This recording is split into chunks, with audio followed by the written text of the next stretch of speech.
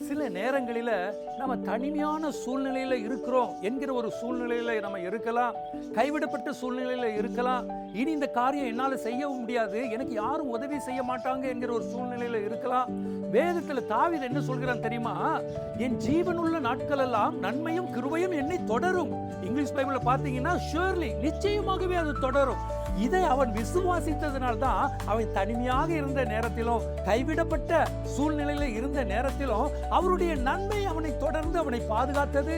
அவருடைய கிருபை அவனை சூழ்ந்து கொண்டு அவனை பாதுகாத்தது. இந்த காலை வேளையிலும் நீங்க கடினமான ஒரு சூழ்நிலையில கடந்து போகலாம். ஒன்றுமே நன்மையை நான் பார்க்கவில்லையே என்று நீங்க கலங்கி கொண்டிருக்கலாம்.